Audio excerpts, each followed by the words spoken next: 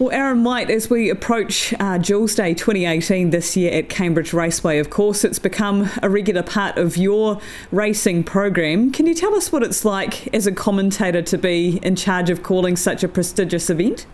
Yeah, it's such a privilege, Jess, to be part of Jules Day. Of course, the 12th edition it is this year. It'll be my fifth day of calling the Jules, and you just got to be on the job from race one with the 9 Group 1s on the day. Of course, it's not a regular race day where you might have a few maidens going around in the first couple of races to let you sort of relax into the day. It's from race one you're on the job, and we saw that back in 2014, of course, because the first race was Adore Me. Most certainly. And for those races, Aaron, I know calling Group 1s, obviously, there's a lot of pressure behind it, but does it make it even more so given that you've got 9 of them to call home? Yeah, it does a bit, because there's that pressure coming from all sectors, of course, breeders, owners, trainers, drivers. They all want to be winners on Jules Day, and of course, been such a prestigious event. Yep, you've just got to be on the ball all day. Well, how do you mentally prepare for something like that? Because I understand through your role as a commentator and, of course, working for Trackside and doing various media interviews and previews, does it put that extra pressure and time restraint on you that week?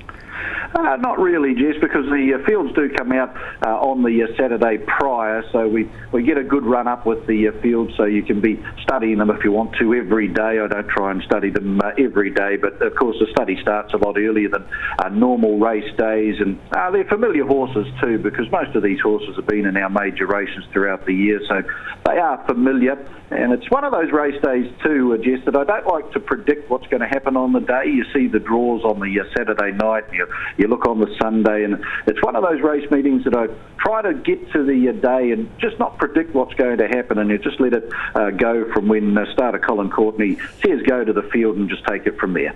Okay, so you wouldn't be one of those callers, Aaron, that kind of sometimes has a line in your head should something come to fruition. It's just organic?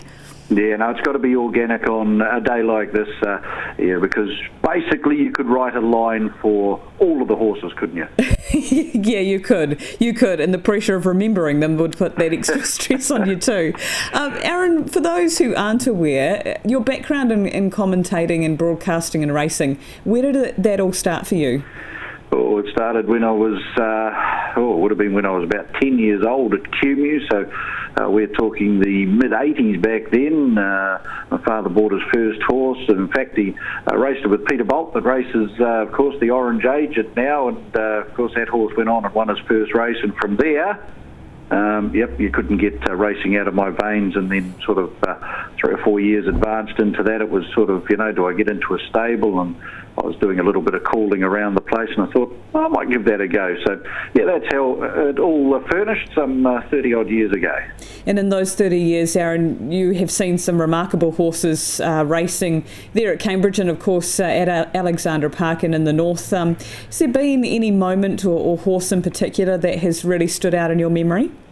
Yeah, well, my favourite horse of all time is Chokin, because what he did, of course, picking himself up off the track at Harold Park in that Miracle Mile when he was 3, for him to come back and do what he did after that was meritorious. And when you think that he went on to win Auckland Cups, New Zealand Cups, he's the horse that will always stick in my mind, and yeah, it's always a pleasure going to watch him live in action at Alexandra Park.